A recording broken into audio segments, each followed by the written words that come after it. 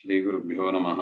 सृष्टिस्थित्यप्येह नियतिदृशितमो बन्धमोक्षाश्च यस्मात् अस्य श्री ब्रह्मरुद्र प्रभृति सुरनरद्वीषशत्रुवात्मकस्य विष्णोर्व्यस्ता समस्ता सकलगुणनिधिः सर्वदोषव्यपेतः पूर्णानन्दो व्ययो यो गुरुरपि परमः चिन्तयेतं महान्तं जन्माद्यस्य यतोन्मयादितरतश्चार्थेष्वभिज्ञस्वराट् तेने ब्रह्महृदाय आदिकवये मुह्यन्ति यं सूरयः तेजो वारिमृतां यथा विनिमयो यत्र त्रिसर्गो मृषा धाम्ना स्वेन सदा निरस्तकुहकं सत्यं परं धीमहि।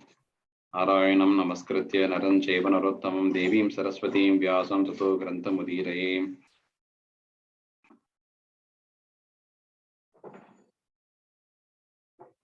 योऽन्तः प्रविश्य मम वाचमिमां प्रसुप्तां सञ्जीवयत्यखिलशक्तिधरस्वधाम्ना अन्यां च हस्तचरणश्रवणत्वगादीन् प्राणान् नमो भगवते पुरुषाय तुभ्यं। श्रवणं कीर्तनं विष्णोः स्मरणं पादसेवनम् अर्चनं वन्दनं दास्यं सख्यम् आत्मनिवेदनम्।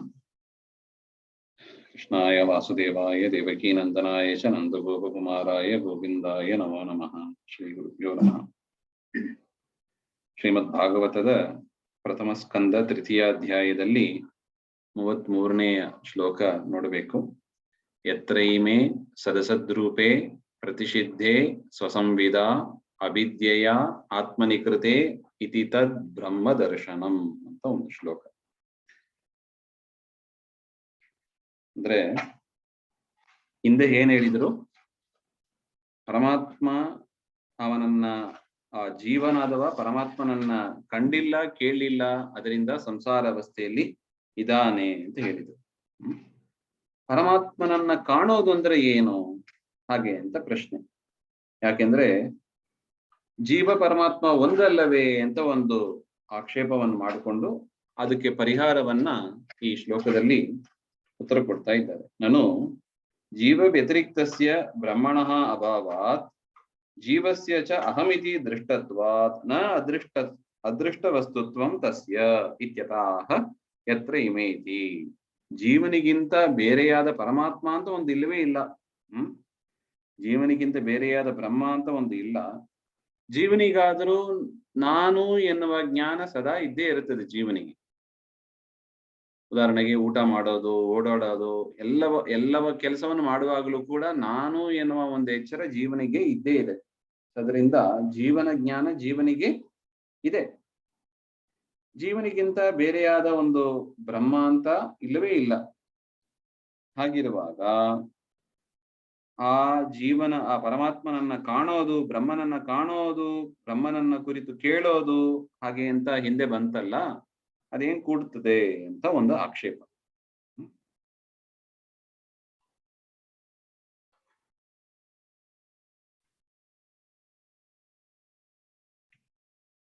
ತದಶ್ಚ ಅಯಂ ಶ್ಲೋಕಾರ್ಥಃ. ಯತ್ರ ಅಂದ್ರೆ ಯಸ್ಮಿನ್ ಪರಮೇಶ್ವರೇ ಇಮೇ ಪುನರ್ಭವಃ ಇತಿ ಅವ್ಯೂಢಂ ಗುಣಭ್ರಮಿತಂ ಪದದ್ವಯ ಸೂಚಿತೆ ಸದಸದ್ರೂಪೇ ಸ್ವಸಂವಿದ ನಿತ್ಯ ಸ್ವವಿಷಯಕ ಸಾಕ್ಷಾತ್ಕಾರೇಣ ಪ್ರತಿಷಿದ್ಧೆ ನಿತ್ಯ ನಿರಸ್ತೆ ಈಶ್ವರ ಸಾಕ್ಷಾತ್ಕಾರಸ್ಯ ತದುಭಯ ವಿರೋಧಿತ್ವೇನ ಸರ್ವದಾ ತದ್ವತಿ ಇತಿ ತದುಭಯ ಸಂಬಂಧಃ ನ ಸಂಭಾವಿತಃ ಇತಿ ಭಾವಃ.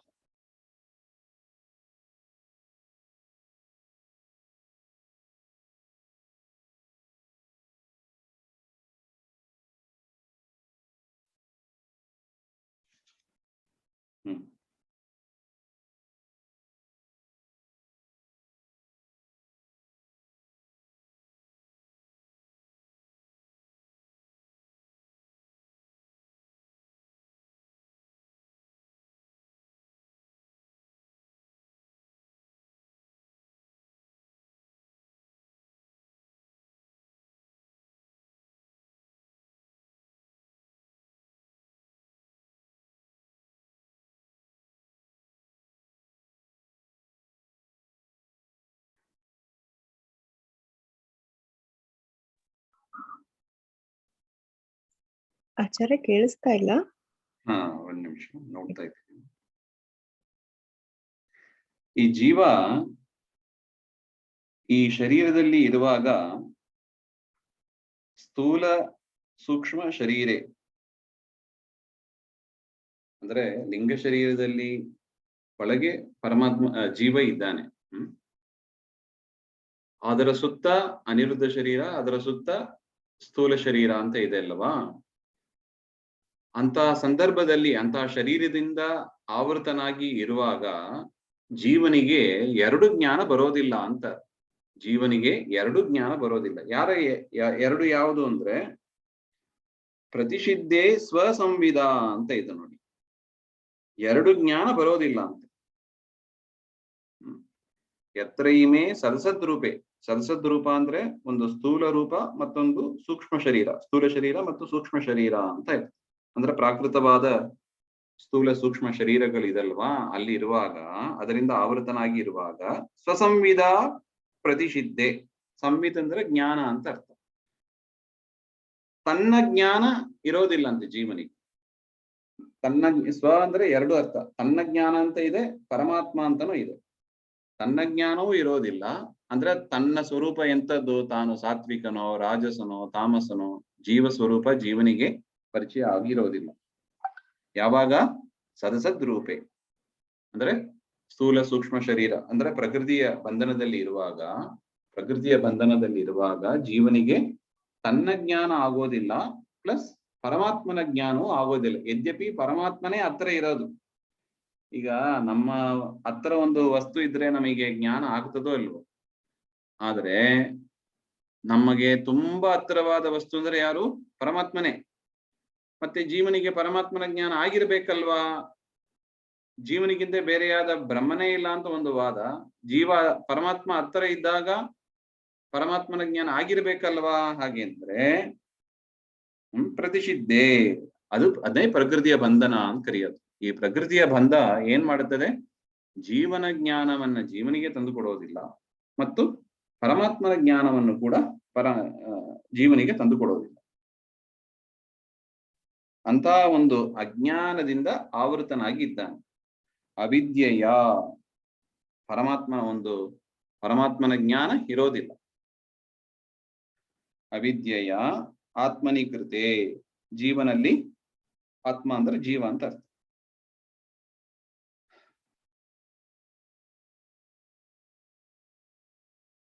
ಈ ಅಜ್ಞಾನವನ್ನು ಕೊಟ್ಟದ್ದು ಕೂಡ ಪರಮಾತ್ಮನೇ. ಪ್ರಕೃತಿಯ ದ್ವಾರ ಪರಮಾತ್ಮ ಏನ್ ಮಾಡ್ತಾನೆ? ಈ ಅಜ್ಞಾನವನ್ನು ಕೊಟ್ಟಿದ್ದಾನೆ. ಯಾರಿಗೆ? ಜೀವನಿಗೆ ಕೊಟ್ಟಿದ್ದಾನೆ. ಜೀವನಿಗೆ ತನ್ನ ಜ್ಞಾನವೂ ಇರೋದಿಲ್ಲ ಅಂದ್ರೆ ಜೀವನ ಜ್ಞಾನವೂ ಇರೋದಿಲ್ಲ, ಪರಮಾತ್ಮನ ಜ್ಞಾನವೂ ಇರೋದಿಲ್ಲ. ಅದನ್ನು ಕೊಟ್ಟದ್ದು ಯಾರು? ಪ್ರಕೃತಿಯ ಒಂದು ಸಂಬಂಧವನ್ನು ಕೊಟ್ಟು ಪರಮಾತ್ಮನೇ ಕೊಟ್ಟಿರೋದು.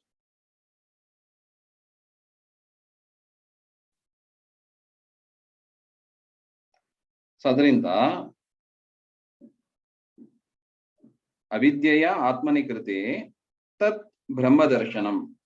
ಅಂತಹ ಒಂದು ಸಂದರ್ಭದಲ್ಲಿ, ಅಂತಹ ಸಂಸಾರ ವ್ಯವಸ್ಥೆಯಲ್ಲಿ ಇರುವ ಜೀವ ಯಾವ ಜ್ಞಾನವನ್ನು ಪಡ್ಕೊಂಡು ಸಂಸಾರದಿಂದ ದಾಟುತ್ತಾನೋ, ಯಾರ ಜ್ಞಾನವನ್ನು ಪಡ್ಕೊಂಡು, ಯಾರ ಜ್ಞಾನ?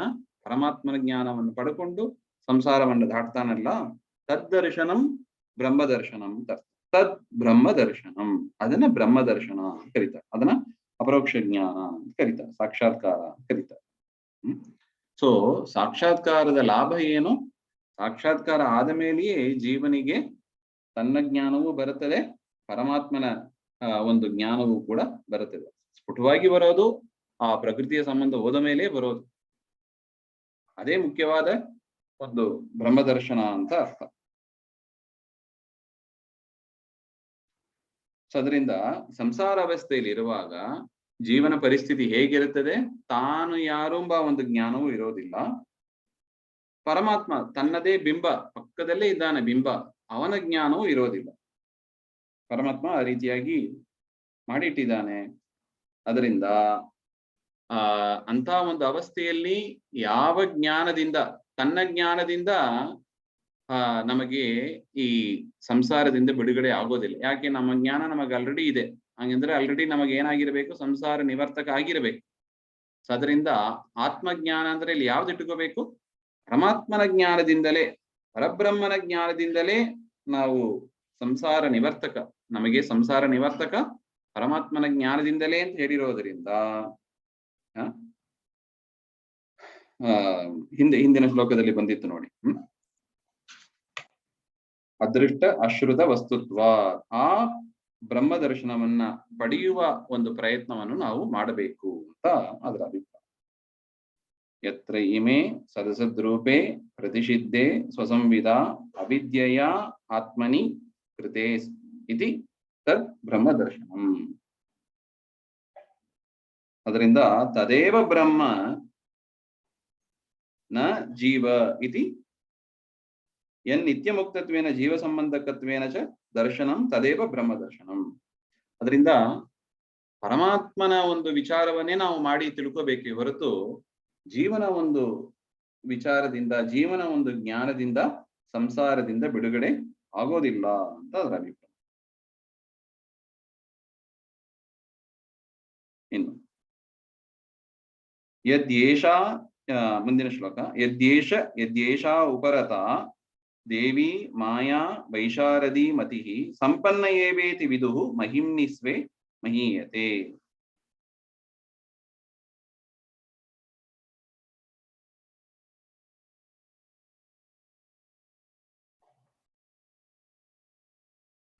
ಅಂದ್ರೆ ಅದೃಷ್ಟ ಅಶ್ರುತ ವಸ್ತುತ್ವಾದ್ ಇತ್ಯತ್ರ ಬ್ರಹ್ಮದರ್ಶನಂ ಸಂಸಾರ ನಿವರ್ತಕಂ ಇತ್ಯರ್ಥಾತ್ ಉಕ್ತಂ ತದಯುಕ್ತಂ.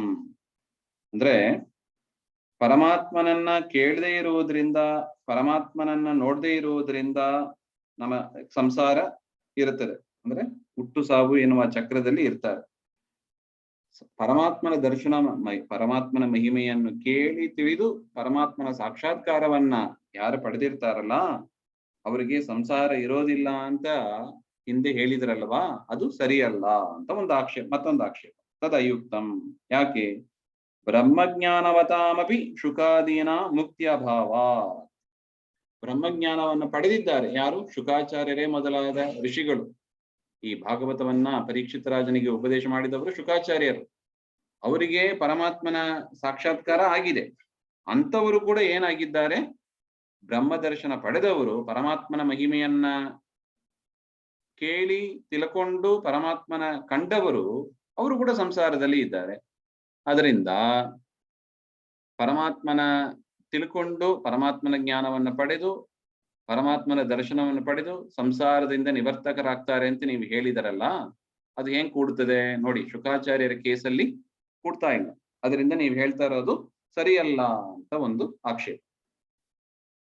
ನಮಗೆ ಆಕ್ಷೇಪ ಸರಿಯಾಗಿ ಅರ್ಥವಾದರೆ ಅದರ ಉತ್ತರ ನಮಗೆ ಸ್ಪಷ್ಟ ಆಗ್ತದೆ. ಅದರಿಂದ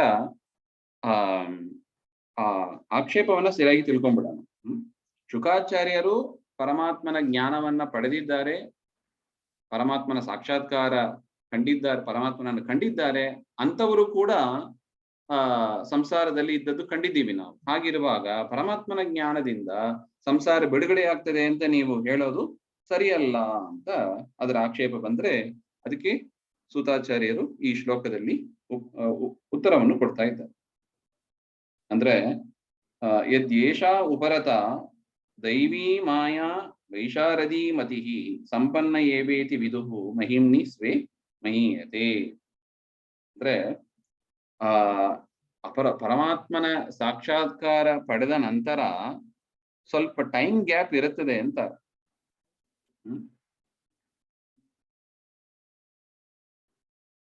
ಏಷಾ ಉಪರತ, ಉಪರತ ಅಂದ್ರೆ ಸಾಕು ಅಂತ ಅನಿಸ್ಬೇಕಂತ. ಯಾರಿಗೆ? ದೇವಿ ಮಾಯಾ, ದುರ್ಗಾದೇವಿ. ದುರ್ಗಾದೇವಿಗೆ ಇಚ್ಛೆ ಬರ್ಬೇಕಂತೆ. ಯಾಕಂದ್ರೆ ಪ್ರಕೃತಿಯ ನಿಯಾಮಕಳು ದುರ್ಗಾದೇವಿ, ಶ್ರೀ ಭೂ ದುರ್ಗಾ ಅಂತ ನೀವು ಹೇಳಿದ್ರಿವಲ್ವಾ, ಅದು ಆ ದುರ್ಗಾದೇವಿಗೆ ಅನಿಸ್ಬೇಕಂತೆ. ಯೇಷಾ ಉಪರತ, ಉಪರತ ಅಂದ್ರೆ ಮುಗಿಸೋದು, ಸಾಕು ಅಂತ ಅನಿಸ್ಬೇಕಂತ. ಏನು ಅಂತ? ನ ಏನಂ ಶೋಚಯಾಮಿ ಇತಿ. ಇನ್ನು ಮುಂದೆ ಇವನನ್ನ ಸಂಸಾರದಲ್ಲಿ ಹಾಕೋದು ಬೇಡ, ಹುಟ್ಟು ಸಾವು ಎನ್ನುವ ಚಕ್ರದಲ್ಲಿ ತಿರುಗಿಸೋದು ಬೇಡ. ಹಾಗೆಂತ ಯಾರಿಗೆ ಬರಬೇಕು? ದುರ್ಗಾದೇವಿಗೆ ಬರಬೇಕಂತ.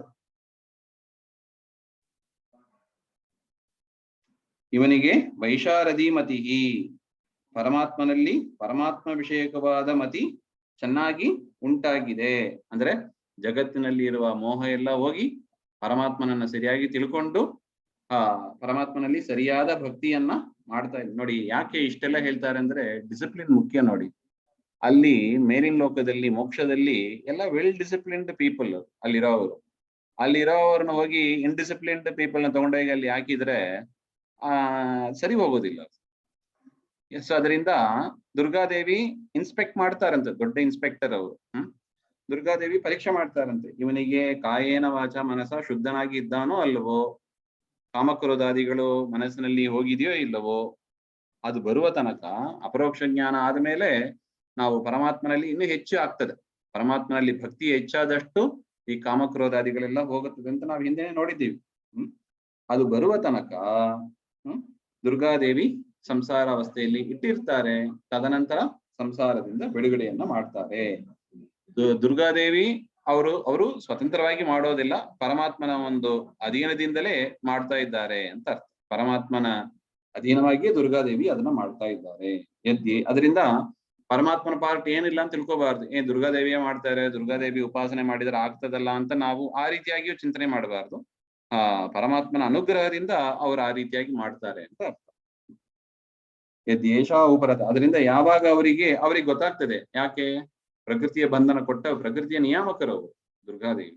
ತಮೋ ಗುಣಕ್ಕೆ ನಿಯಾಮಕರಾದವರು, ಅಭಿಮಾನಿನಿಯಾದವರು. ಸತ್ವಾದ್ಯಭಿಮಾನ ಬರೀತಾರೆ ನೋಡಿ, ಏಷಾ ಹಂಗಂದ್ರೆ ಸತ್ವಾದ್ಯಭಿಮಾನಿನಿ ದೇವಿ ದ್ಯೋತಮಾನ ಮಾಯಾ. ಬಂಧ ಪ್ರಕೃತಿ ರೂಪ ದುರ್ಗಾ, ಬಂಧಕ ಪ್ರಕೃತಿ ರೂಪ, ಬಂಧನವನ್ನು ಕೊಡುವವಳು. ಸತ್ವಾದಿ ಗುಣಗಳಿಗೆ ಅಭಿಮಾನಿಯಾದವರು ಆ ದುರ್ಗಾದೇವಿ.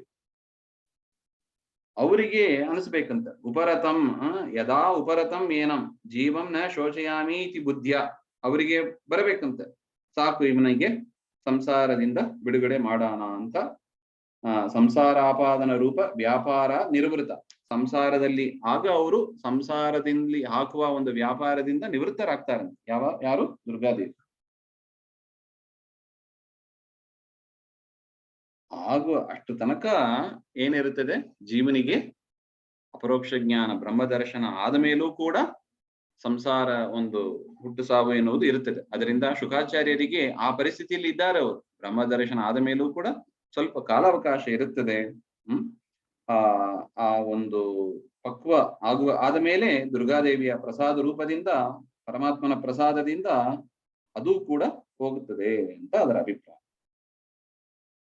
ಅದರಿಂದ ಹಿಂದೆ ಏನ್ ಹೇಳಿದ್ರು, ಪರಮಾತ್ಮನ ಮಹಿಮೆಯನ್ನ ಕೇಳಬೇಕು, ಪರಮಾತ್ಮನ ಸಾಕ್ಷಾತ್ಕಾರ ಆಗಬೇಕು, ಹಾಗೆಂಬುದು ಅದು ಕೂಡುತ್ತದೆ. ಅದರಿಂದ ಯಾವ ವಿರೋಧವೂ ಇಲ್ಲ ಅಂತ ಅದರ ಅಭಿಪ್ರಾಯ.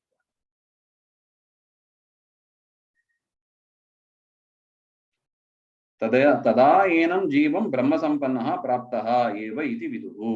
ಯಾವಾಗ ದುರ್ಗಾದೇವಿ ನಿಲ್ಲಿಸ್ತಾಳೋ ಆಗ ಅವನಿಗೆ ಪರಮಾತ್ಮನಲ್ಲಿ ಶುದ್ಧ ಮತಿಯಾಗಿದೆ. ಭಗವಂತನ ವಿಷಯಕವಾದ ಒಂದು ವಿಶೇಷವಾದ ಇನ್ನೊಂದು ಹೆಚ್ಚು ಅನುಗ್ರಹವನ್ನು ಕೂಡ ಆ ಲಕ್ಷ್ಮೀದೇವಿಯ ಪ್ರಸಾದ, ಅದರಿಂದ ಪರಮಾತ್ಮನ ಜ್ಞಾನವು ಇನ್ನೂ ಹೆಚ್ಚಾಗ್ತದೆ. ಭಗವದ್ ವಿಷಯಕ ದೃಷ್ಟಿಂ ದತ್ವಾ ಅಂತ ಬರೀತಾರೆ. ಭಗವಂತನ ವಿಷಯಕವಾದ ಆ ಒಂದು ಜ್ಞಾನವನ್ನು ದುರ್ಗಾದೇವಿಯ ಅನುಗ್ರಹದಿಂದ ಇನ್ನೂ ಆಗ್ತದೆ. ಆಗ ಪರಮಾತ್ಮ ಆ ಜೀವನಾದವ ಪರಮಾತ್ಮನನ್ನ ಹೊಂದಿದ್ದಾನೆ ಅಂತ ನಾವು ತಿಳ್ಕೋಬಹುದು ಅಂತ ಅರ್ಥ. ಸೊ ಅದರಿಂದ ಎರಡು ರೀತಿಯಾದ ಮೋಕ್ಷವನ್ನ ಹೇಳ್ತಾರೆ. ಆರಂಭದಲ್ಲಿ ಕರ್ಮಕ್ಷಯ ರೂಪವಾದ ಮೋಕ್ಷ, ಆಮೇಲೆ ಪ್ರಕೃತಿಯಿಂದ ಮೋಕ್ಷ ಅಂತ ಎರಡು ರೂಪವಾದ ಮೋಕ್ಷ ಇದೆ. ಪರಮಾತ್ಮನ ಸಾಕ್ಷಾತ್ಕಾರ ಆದ ಮೇಲೆ ಕರ್ಮಕ್ಷಯ ರೂಪವಾದ ಮೋಕ್ಷ ಇರುತ್ತದೆ. ಅದು ಪಕ್ವ ಆದ ಮೇಲೆ ಲಿಂಗದೇಹ ಭಂಗ ಆಗುವಾಗ ಪ್ರಕೃತಿಯಿಂದ ಕೂಡ, ಪ್ರಕೃತಿ ಬಂಧನದಿಂದಲೂ ಕೂಡ ಮೋಕ್ಷ ಆಗುತ್ತದೆ ಅಂತ ಅದರ ಅಭಿಪ್ರಾಯ. ಆ ಪ್ರಕೃತಿಯ ಬಂಧ ಮೋಕ್ಷ ಆದ ಮೇಲೆ ಅವನಿಗೆ ಹುಟ್ಟು ಸಾವು ಎನ್ನುವ ಸಂಸಾರ ಚಕ್ರದಲ್ಲಿ ಇರೋದಿಲ್ಲ ಅಂತ ಅದರ ಅಭಿಪ್ರಾಯ. ಮುಂದಿನದ್ದು, ಏವಂ ಜನ್ಮಾನಿ ಕರ್ಮಾಣಿ ಹಿ ಅಕರ್ತು ಅಜನಸ್ಯ ಚ ವರ್ಣಯಂತಿ ಸ್ಮ ಕವಯಃ ವೇದ ಗುಹ್ಯಾನಿ ಹೃತ್ಪತೇಹೇ. ಇಷ್ಟೆಲ್ಲ ವಿವರಣೆ ಯಾಕೆ ಮಾಡ್ತಾ ಇದ್ದಾರೆ ಅಂದ್ರೆ, ಪರಮಾತ್ಮನ ಮಹಿಮೆಯನ್ನ ಶೌನಕಾದಿಗಳೇ ನೀವೇನ್ ಕೇಳ್ತಾ ಇದ್ದೀರಲ್ಲ, ಇದೆಲ್ಲ ತುಂಬಾ ಯೋಗ್ಯವಾದದ್ದು ಅಂತ ಅವರ ಪ್ರಶಂಸೆಯನ್ನ ಮಾಡ್ತಾ ಇದ್ದಾರೆ. ನೀವೇನು ಕೃಷ್ಣನ ಅವತಾರವನ್ನು ಕೇಳಿದ್ರಿ, ಮತ್ಸ್ಯಕೂರ್ಮಾದಿ ಮೂಲರೂಪ, ಮತ್ಸ್ಯಕೂರ್ಮಾದಿ ಕಥೆಗಳ ಅವತಾರಗಳ ಕಥೆಯನ್ನು ಕೇಳಿದ್ರಿ, ಪರಮಾತ್ಮ ಮೂಲ ರೂಪದಲ್ಲಿ ಮಾಡಿದ ಸೃಷ್ಟಿಯಾದಿ ವ್ಯಾಪಾರಗಳ ಕಥೆಯನ್ನು ಕೂಡ ಹೇಳು ಅಂತ ಹೇಳಿದ್ರಿ. ನೀವು ಇದನ್ನ ಹೇಳು ಅಂತ ಹೇಳಿದ್ರಿಂದ ನಿಮ್ಮ ಮನಸ್ಸು ಎಷ್ಟು ಪಕ್ವ ಆಗಿದೆ, ಪರಮಾತ್ಮನ ಅವತಾರಗಳನ್ನು, ಪರಮಾತ್ಮನ ಕಥಾಮೃತ, ಪರಮಾತ್ಮ ಮಾಡಿದ ವ್ಯಾಪಾರಗಳನ್ನು ನೀವೇನು ಕೇಳಬೇಕು ಅಂತ ನೀವು ಕುತೂಹಲದಿಂದ ಇದ್ದಿರಲ್ಲ, ಅದು ಯೋಗ್ಯವಾದದ್ದು ಎಂಬುದಕ್ಕೆ ಪೀಠಿಕೆ ರೂಪವಾಗಿ ಇವೆಲ್ಲ ಇದೆ. ಸೊ ಪರಮಾತ್ಮನ ಜ್ಞಾನದಿಂದಲೇ ನಮಗೆ ಜೀವನಿಗೆ ಉದ್ಧಾರ, ಅದನ್ನ ತಿಳಿಸಿಕೊಡಬೇಕಾಗಿದೆ. ಅದರಿಂದ ಇಷ್ಟೆಲ್ಲ ವಿವರಣವನ್ನು ಸೂತಾಚಾರ್ಯರು ಮಾಡ್ತಾ ಇದ್ದಾರೆ. ಏವಂ ಜನ್ಮಾನಿ ಕರ್ಮಾಣಿ ಅಕರ್ತು ಅಜನಸ್ಯ ಚ. ಅಕರ್ತು ಅಂದ್ರೆ ಪ್ರಕೃತಿ ರೂಪವಾದ ಒಂದು ಕರ್ಮವನ್ನ ಪರಮಾತ್ಮ, ಪ್ರಕೃತಿ ಸಂಬಂಧ ರೂಪವಾದ ಒಂದು ಕರ್ಮವನ್ನ ಪರಮಾತ್ಮ ಮಾಡೋದಿಲ್ಲ. ಪರಮಾತ್ಮ ಮಾಡುವ ಕರ್ಮ ಎಲ್ಲ ಅಚಿಂತ್ಯ ಅದ್ಭುತ ಶಕ್ತಿ ರೂಪವಾದ ಒಂದು ಕರ್ಮ, ಅದು ಸ್ವರೂಪಭೂತವಾದದ್ದು. ಅದರಿಂದ ದೇವರನ್ನ ಅಕರ್ತುಹು ಅಂತ ಕರೀತಾರೆ. ನಮ್ಮಂತೆ ಪ್ರಾಕೃತವಾದ ಒಂದು ಕ್ರಿಯಾ ದೇವರದ್ದು ಇಲ್ಲ. ದೇವರದ್ದು ಅದು ಕೂಡ ಅಚಿಂತ್ಯ ಅದ್ಭುತ ಶಕ್ತಿಯಿಂದ ಮಾಡತಕ್ಕದ್ದು. ಅಜನಸ್ಯ ಚ, ಹುಟ್ಟೇ ಇಲ್ಲ ಅಂದ್ರೆ ಪ್ರಾಕೃತ ಸಂಬಂಧವೇ ಇಲ್ಲ. ತನ್ನ ಇಚ್ಛೆ ಪ್ರಕಾರ ದೇವರು ಅವತಾರವನ್ನು ತಾಳ್ತಾನೆ ಹೊರತು ದೇವರಿಗೆ ಹುಟ್ಟೇ ಇಲ್ಲ. ಅಕರ್ತುಹು ಅಜನಸ್ಯ, ಅಂತ ಪರಮಾತ್ಮನ ಜನ್ಮಗಳು ಅಂದ್ರೆ ಅವತಾರ ಮತ್ತು ಕರ್ಮಾಣಿ, ಆ ಅವತಾರಗಳಲ್ಲಿ ಪರಮಾತ್ಮ ಮಾಡಿದ ವ್ಯಾಪಾರಗಳು. ಹಿಂದೆ ಅದನ್ನೇ ಹೇಳಿದ್ರು, ಯಾವ ಪರಮಾತ್ಮನ ರೂಪ ಮಾಡಿದ ವ್ಯಾಪಾರ, ಮುಖ್ಯ ವ್ಯಾಪಾರ ಏನಂಬುದನ್ನ ಹಿಂದೆ ಒಂದು 22 ರೂಪದಲ್ಲಿ ಪಟ್ಟಿ ಮಾಡಿದ್ರಲ್ವಾ, ಅದನ್ನ ವರ್ಣಯಂತಿ ಸ್ಮ ಕವಯಃ, ಅದನ್ನ ಜ್ಞಾನಿಗಳು ವರ್ಣನೆ ಮಾಡ್ತಾರೆ. ಯಾಕೆ? ಸಂಸಾರ ಮೋಕ್ಷಾಯ, ಸಂಸಾರದಿಂದ ಬಿಡುಗಡೆ ಆಗಬೇಕು ಅಂತ ಮಾಡ್ತಾರೆ. ಅದೆಂತದಪ್ಪ ಅದು? ವೇದಗುಹ್ಯಾನಿ ಹೃತ್ಪತೇಹೇ, ಮನಃಪ್ರೇರಕನಾದ, ಮನಸ್ಸಿನಲ್ಲಿ ಹೃತ್ ಅಂದ್ರೆ ಮನಸ್ಸು ಅಂತ ಅರ್ಥ, ಮನಸ್ಸಿನ ಪ್ರೇರಕನಾದ ಆ ವಿಷ್ಣುವಿನ ಆ ಜನ್ಮ ಕರ್ಮಗಳನ್ನ ವರ್ಣನೆ ಮಾಡ್ತಾ ಇದ್ದಾರೆ. ಎಂತದದು? ವೇದಗುಹ್ಯಾನಿ, ವೇದಗಳಲ್ಲಿ ಗುಹ್ಯವಾಗಿ ಮುಚ್ಚಿರಲ್ಪಟ್ಟಿದೆ, ಅದು ಯಾರಿಗ್ ಗೊತ್ತಾಗೋದಿಲ್ಲ. ಯಾವುದು ಪರಮಾತ್ಮನ ರೂಪ, ಯಾವುದು ಪರಮಾತ್ಮನ ಅವತಾರ, ಅಲ್ಲೇ ಗೊಂದಲ, ಅದೇ ಸರಿಯಾಗಿ ಗೊತ್ತಿರೋದಿಲ್ಲ ತುಂಬಾ ಜನರಿಗೆ. ಯಾರಿಗೆ ಯೋಗ್ಯರೋ ಅವರಿಗೆ ಮಾತ್ರ ತಿಳಿದಿರುತ್ತದೆ. ವೇದಗುಹ್ಯಾನಿ ಅಂತ ಬರೀತಾರೆ ಅದನ್ನ. ಅದರಿಂದ ಸರಿಯಾದ ಒಂದು ಗುರುಮುಖದಿಂದ ನಾವು ಅದನ್ನ ಕೇಳಿ ತಿಳ್ಕೋಬೇಕು. ಆಚಾರ್ಯರು ನಮಗೆ ಮಾಡಿದ ಪರಮ ಉಪಕಾರ ಅಂದ್ರೆ ಅದು. ಮಹಾಭಾರತ ಅಪರಿನಿರ್ಣಯದಲ್ಲೂ ಹೇಳ್ತಾರೆ, ಪರಮಾತ್ಮನ ಅವತಾರ ಯಾವುದು, ಪರಮಾತ್ಮನ ಅಂಶ ಆವೇಶ ಇರುವ ರೂಪಗಳು ಯಾವುದು, ಅದನ್ನೆಲ್ಲ ಸರಿಯಾಗಿ ನಾವು ತಿಳ್ಕೋಬೇಕು ಅಂತ ಅಲ್ಲಿಯೂ ಆದೇಶ ಮಾಡಿದ್ದಾರೆ. ಇಲ್ಲೂ ಕೂಡ ಭಾಗವತದಲ್ಲೂ ಕೂಡ ಅದರ ವರ್ಣನೆ ಬಂದಿದೆ. ವೇದ ಗುಹ್ಯಾಣಿ ಅಂತ ಹೇಳ್ತಾರೆ. ಅದು ಅಷ್ಟು ಸುಲಭದಲ್ಲಿ ಸಿಗೋದಿಲ್ಲ, ಆ ಜ್ಞಾನವೇ ಸಿಗೋದಿಲ್ಲ. ಫಸ್ಟ್ ದೇವರ ಕಡೆ ಮನಸ್ಸೇ ಹೋಗೋದಿಲ್ಲ, ದೇವರ ಬಗ್ಗೆ ಕೇಳೋಣ ಅಂತ ಉತ್ಸಾಹವೂ ಹುಟ್ಟೋದಿಲ್ಲ. ಹುಟ್ಟಿದರೂ ಕೂಡ ಸರಿಯಾದ ಜ್ಞಾನ ಬರೋದು ಇನ್ನೂ ದುರ್ಲಭ. ಅನೇಕ ಜನ ದೇವರ ವಿಚಾರ ಅಂತ ಸಭೆಗಳಲ್ಲಿ ಹೋಗ್ತಾರೆ, ಆದ್ರೆ ಅವರಿಗೆ ಬರೋದಿಲ್ಲ, ಸರಿಯಾದ ಜ್ಞಾನ ಬರೋದಿಲ್ಲ. ಅದರಿಂದ ಶ್ರೀಮದಾಚಾರ್ಯ ಅಂತ ನಾವೇನ್ ಹೇಳ್ತೀವಿ, ಶ್ರೀಮದಾಚಾರ್ಯರ ಕೊಟ್ಟ ಮಾರ್ಗದರ್ಶನದಲ್ಲೇ ನಾವು ಪರಮಾತ್ಮನನ್ನ ತಿಳಿಯಬೇಕು. ಆ ಮಾರ್ಗ ಬಿಟ್ಟು ಬೇರೆ ಮಾರ್ಗದಲ್ಲಿ ಹೋದ್ರೆ ನಮಗೆ ಸರಿಯಾದ ತತ್ವನಿಶ್ಚಯ ಆಗೋದಿಲ್ಲ ಅಂತ ಅದರ ಅಭಿಪ್ರಾಯ. ಯವಂ ಜನ್ಮಾನಿ ಕರ್ಮಾಣಿ ಹಿ ಅಕರ್ತು ಅಜನಸ್ಯ ಚ ವರ್ಣಯಂತಿ. ಅದರಿಂದ ಪರಮಾತ್ಮನ ಕಥೆಯನ್ನ ಯಾಕೆ ವರ್ಣನೆ ಮಾಡ್ತಾರೆ ಅದನ್ನ ಇಲ್ಲಿ ಸೂತಾಚಾರ್ಯರು ಸ್ಪಷ್ಟ ಮಾಡ್ತಾ ಇದ್ದಾರೆ. ಇದರಿಂದ ದೇವರಿಗೆ ಲಾಭ ಇಲ್ಲ, ನಮಗೇ ಲಾಭ. ಪರಮಾತ್ಮನ ಕಥೆಯನ್ನ ಕೇಳುವುದರಿಂದಲೇ ಪರಮಾತ್ಮನಲ್ಲಿ ಭಕ್ತಿ ಬರ್ಲಿಕ್ಕೆ ಸಾಧ್ಯ.